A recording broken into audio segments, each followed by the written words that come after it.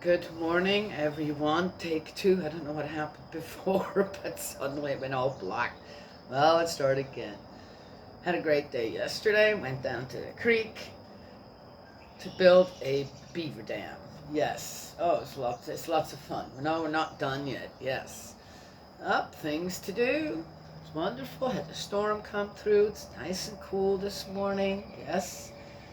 And had my daughter came with the baby yesterday, so we were all sitting down here and just talking, and I just sat and watched my daughters talk and give each other good advice and just kind of, yes, and it wonderful. I've listened mostly, yeah, and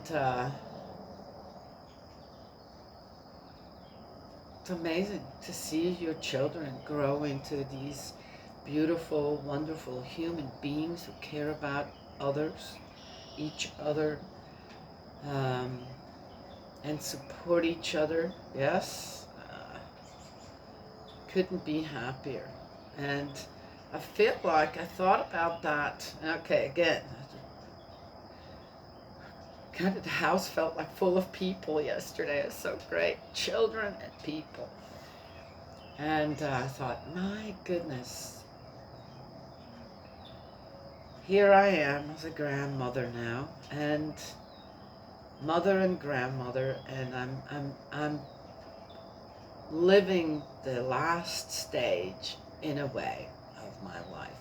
Once I'm a great grandma, surely I won't be quite as yes. And I also love and how my children take care of me. Such an ideal situation. The ideal that maybe our Heavenly Parent had in mind when He created mankind, on how we should live together, be together, support each other, this, that, in the ideal, and I get to do that. And I'm happily doing it, yes? Anyway, all right, let's get going here in Judith.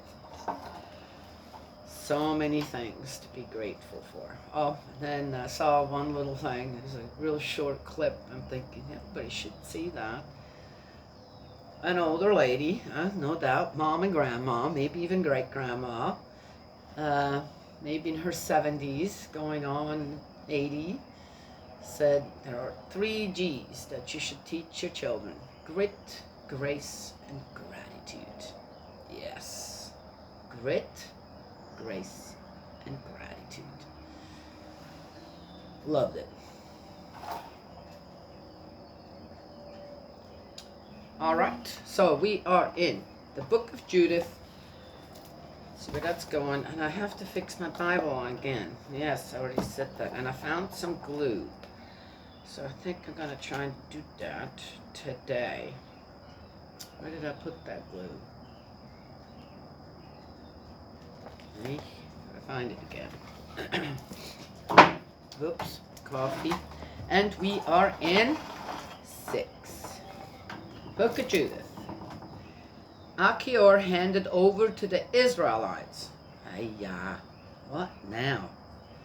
When the uproar of these crowding round the council had subsided, Holofernes, general-in-chief of the Assyrian army, reprimanded Achior in front of the whole crowd of foreigners and Ammonites.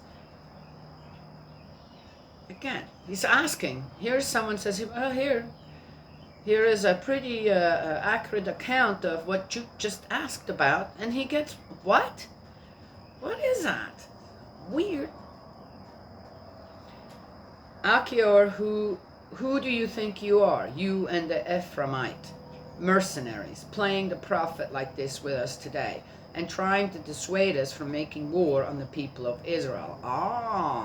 He didn't just, right? He also gave some, okay, it says counsel here.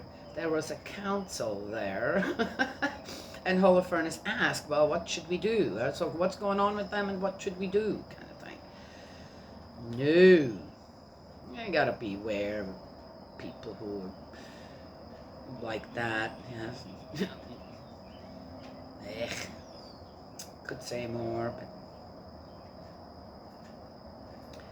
you claim that God will protect them, and who is God if not Nebuchadnezzar? Oh, he himself will display his power and wipe them off the face of the earth, and their God will certainly not save them. Then why is he worried about it? But we, his servants, shall destroy them as easily as a single individual.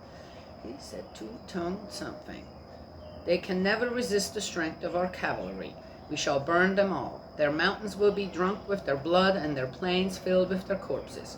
Far from being able to resist us, every one of them will die. Thus says King Nebuchadnezzar, Lord of the whole world. For he has spoken, and his words will not prove empty. As for you, Achior, you Ammonite mercenary, who in a rash moment said these words, you will not see my face again until the day when I have taken my revenge on this brood from Egypt. And then the swords of my soldiers and the spears of my officers will pierce your sides. You will fall among their wounded the moment I turn on Israel. My servants will now take you into the hill country and leave you near one of the towns in the passes. You will not die until you share their ruin. No need to look too sad if you cherish the secret hope that you will not be captured. I have spoken, none of my words will prove idle.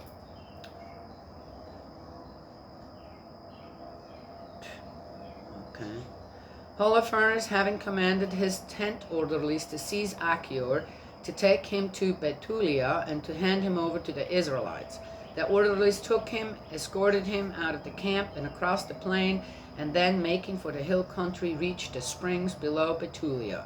As soon as the men of the town sighted them, they snatched up their weapons, left the town, and made for the mountain tops, while all the slingers pelted them with stones to prevent them from coming up. However, they managed to take cover at the foot of the slope, where they bound Achior and left him lying at the bottom of the mountain and returned to their master. Ha ha, they didn't make it to the top, though. They didn't make it up at all. They had to stop at the foot of the... Oh, good for the Israelites. All right. The Israelites then came down from their town, stopped by him, unbound him, and took him to Bethulia, where they brought him before the chief men of the town, who at that time were Uzziah, son of Micah, of the tribe of Simeon, Shabri, son of Gothoniel, and Charmis, son of Melchiel. These summoned all the elders of the town. The young men and the women also hurried to the assembly. Achior was made to stand with all the people surrounding him, and Uzziah questioned him about what had happened. He answered by telling them what he had been said. What he himself had said in the presence... He answered by telling them what he had been said at Holofernes' council, and what he himself had said in the presence of the Assyrian leaders, and now Holofernes had bragged of what he would do to the house of Israel. At this the people fell to the ground and worshipped God. Lord God of heaven, they cried, take notice of their arrogance and have pity on the humiliation of our race. Look kindly today on those who are consecrated to you. They then spoke reassuringly to Achior and praised him warmly. After the assembly, Uzziah took him home and gave a banquet for the elders. All that night they called on the God of Israel for help. Oh, well, one nice thing here. The Israelites took in Achior. That's the end of 6. And instead of just, right, oh, that's one of theirs, I don't know why he's there, but let's just kill him off. They didn't do that. They actually said, okay, what's happened? Why are you here? Why did this happen to you? And I guess Achior told them, and they're going, oh, okay.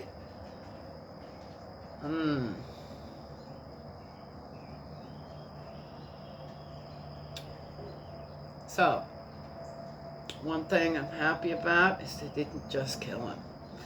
They actually treated him well and thanked him for what? Believing what? Or being scared of their God. Our God.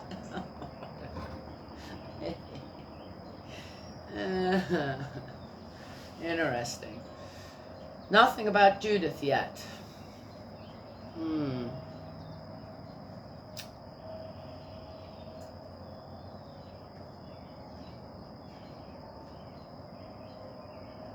Again, the best I could say, if you don't like to hear the truth, then don't ask anything at all, right?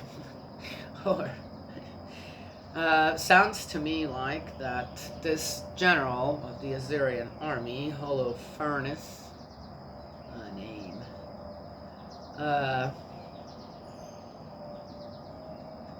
won't listen to anyone, right?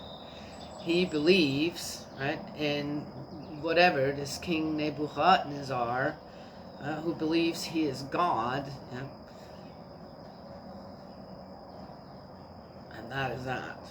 And he'll conquer everything he needs to conquer. And I find it interesting when people think that someone else, a human being, is better than them, especially when they are rich and control things, this and that, and I'd be like, well, so you stink less when you go into the bathroom? Hmm? Certain other bodily functions that happen, your snot look different when it comes out of your mouth. Yes. Oh, they never get sick. They get to be, 800 years old or something. Or is there eventually a coffin? Oh, yeah, really nice one, right? Preferably all made of gold, this and that, laid in the ground, and they don't rot like everyone else. Okay, I'm just saying.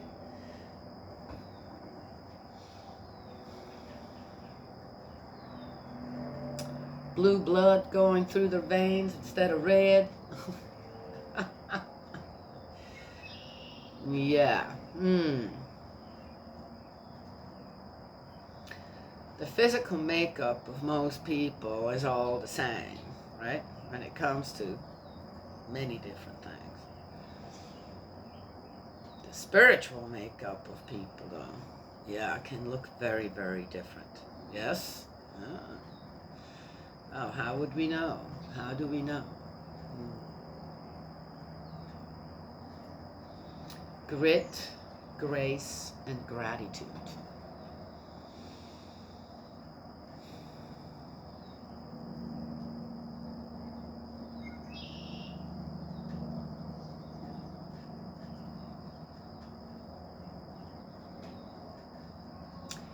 Seems like there's not much else to say today. I have grandmother duty today. It's not even a duty. Yeah, in a way it's a duty, right? But physically, spiritually, it's the absolute joy and blessing. Right there. Right. The difference, in a way. Must be here, but want to be here more than anything else. And I love that. I just love it. As one says, when things go always well, must have done something right. Yes, must have done something right somewhere. In the last stage of my life, to be able to be such a great help to my children and have this just amazing relationship with my grandchildren, all of them.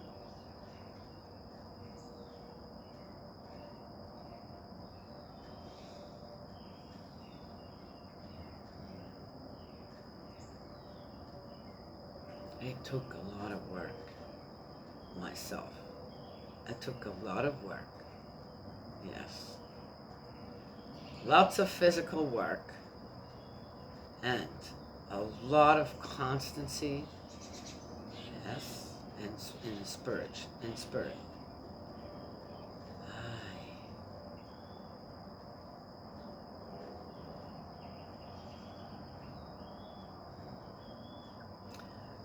Yep. Grit, grace, and gratitude. Well, I guess we'll find out more.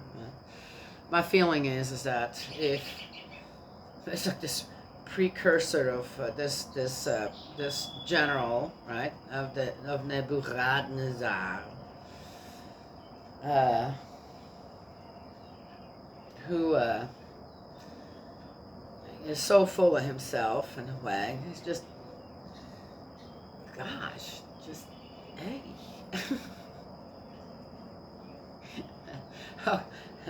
So and then I guess, is the Israelites going to win, right? Yeah, they're going to stick it to this dude. I'm assuming, I'm always waiting for it. I'm going, yeah, but I don't like war. Okay.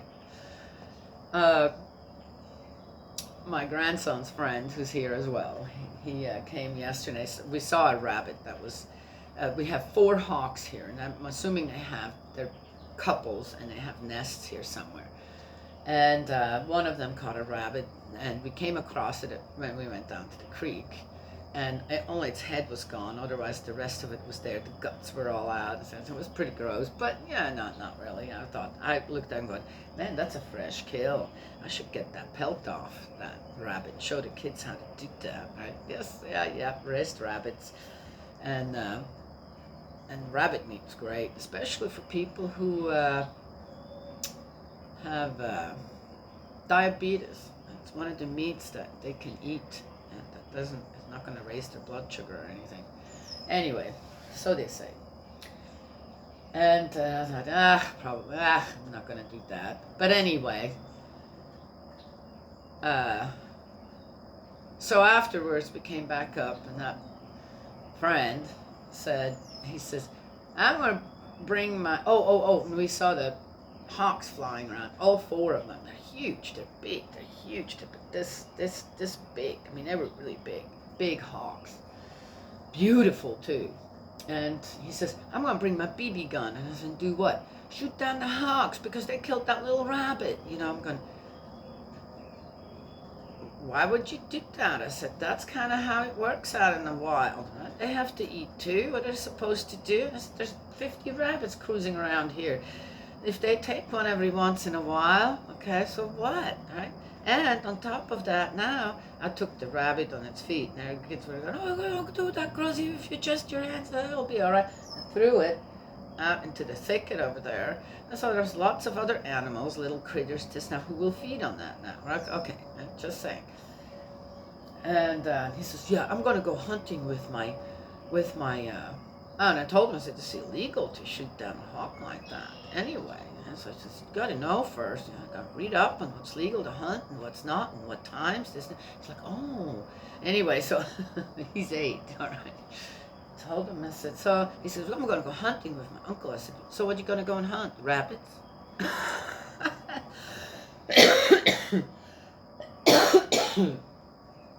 And he kind of looked at me and he says, oh. I said, well, what are you going to hunt? Rabbits.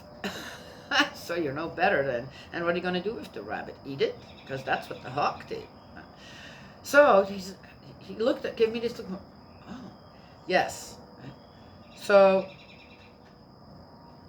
sometimes people say things where you're going to say, well, all right, now you're not for that, but in a way, you want to go out there and do the same thing in a way, and going to do what?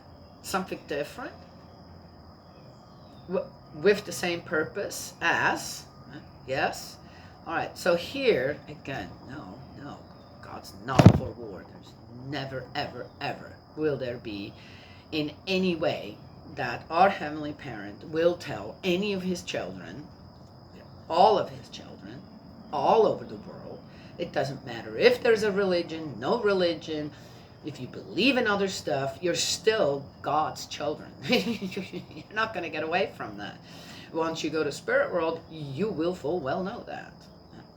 And it's going to go on from there. But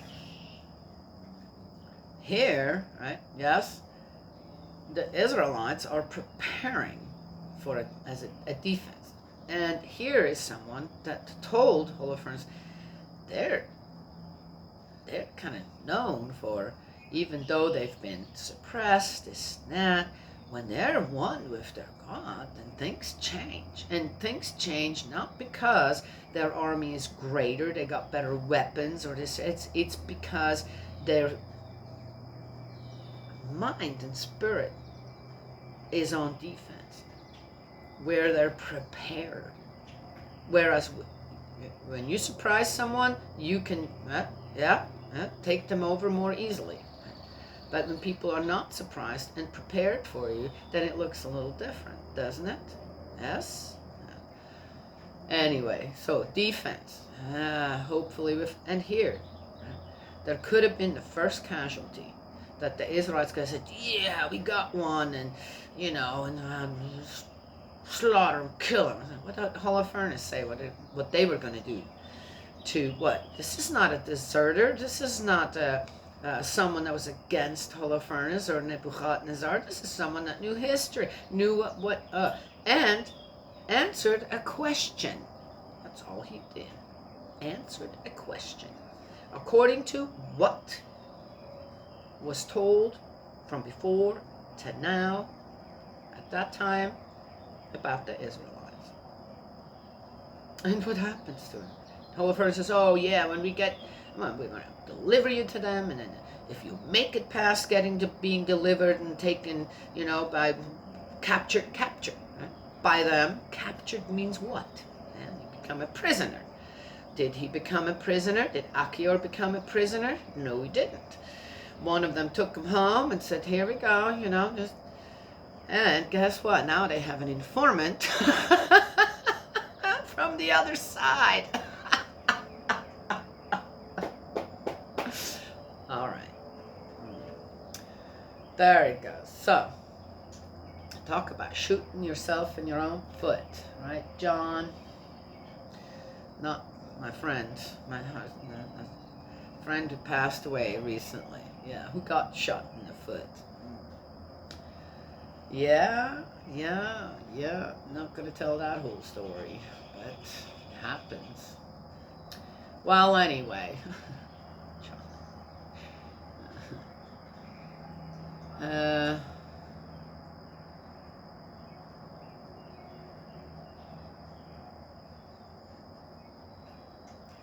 Yep. So we'll see. So, could have been the first casualty, right? Yes.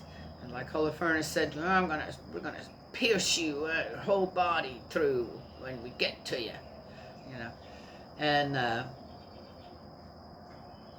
probably was kind of hoping that the Israelites might kill him, right? Yes, no, but the Israelites didn't.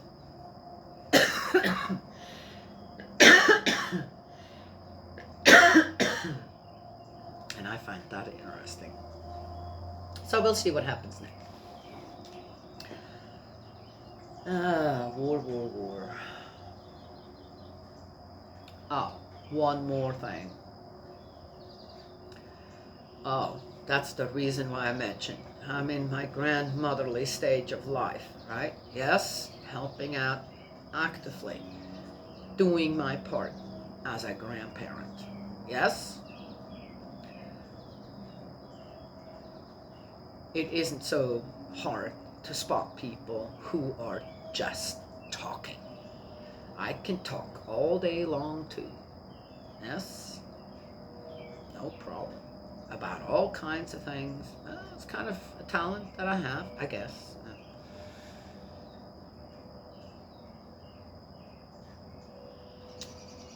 To talk. Oh, is it as charismatic? No, obviously not. But I find oftentimes when I hear people talk, especially when they're reverends, priests, pastors, not all of them, okay, but a lot of them, prophets, today's prophets, I don't know what else, people with a big old mouth, all right, just saying. And if you were to go and look in their life, there's nothing happening there. All they do is accuse others for the problems in their own family or what they're not being able to accomplish, right? Because suddenly there's no one else around to do it for them anymore. Yes? Yeah.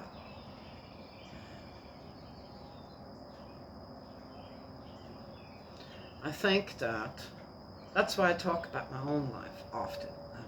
Yeah, I'm not just talking about it. I've done this. I'm doing this.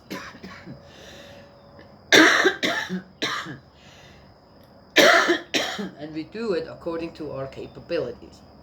Of course. Would I want to take on this responsibility, taking care of my grandchildren, if I didn't think that physically or mentally I could do it safely, make sure that they stay safe, no, I wouldn't. But I am still. I can do it. I don't have an excuse not to do it. Oh, would I want an excuse? No. I am so grateful that my children also see mom's still in great shape, even though and the children love her and have a great time with her. Yes. Too many people out there just talk. Too many people out there listen to that talk. So, for me, I look at that person's life going, so what have you actually done of all the talking that you're doing as well? Foundation. Is there a foundation to open your mouth and talk?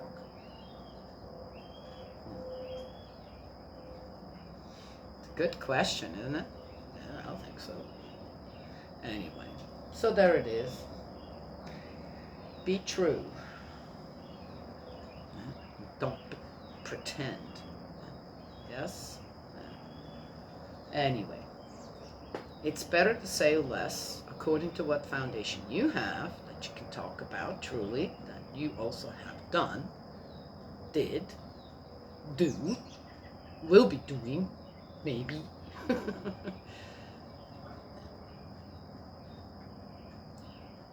Then you just, from your own life, just talk theory. Yes? All right, that's all I have to say this morning. All we gotta do is sweat. We're probably gonna go back down to the creek today. Oh, we brought some rocks back that we're gonna paint. My granddaughter found one. She says, "Gruz, I found another one that looks like a slice of pizza or pie." And I'm going, "Oh yeah, it sure does." So she has like 2 or 3 now. So we're going to be nice to do some painting with them. Yes, I think I'm going to do that. Gotta remember to put old clothes on them.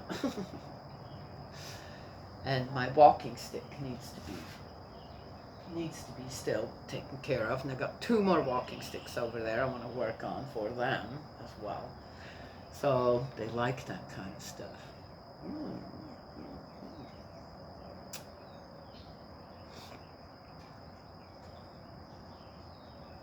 Wonderful. I know, but what else do you guys want me to say? I want to finish up, but I'm somehow being stopped. I don't know why.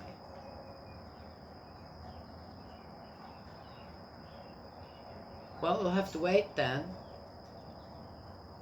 It's not coming, not happening.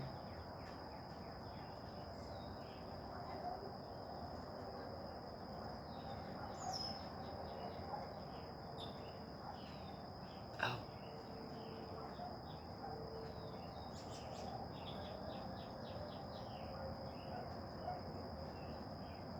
I know what it is, but I can't, it's not coming back.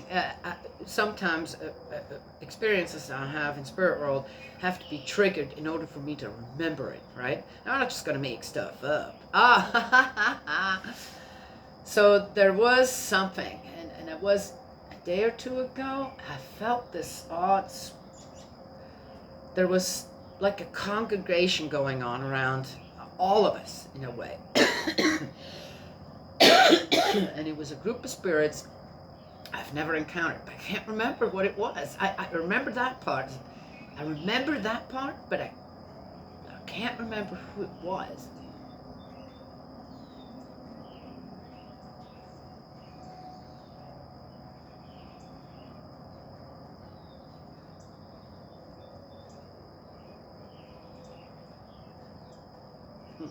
It's not coming, but I mentioned it. So if it comes back to my mind, And I remember also that I said, oh, I got to do something there, and I can't remember what that was either. Surely it's something to do with the restoration process, or there was something I needed to remember. It's almost there. It's not quite there, but it's almost there. It has to do with the restoration process. It has to do with a group of people.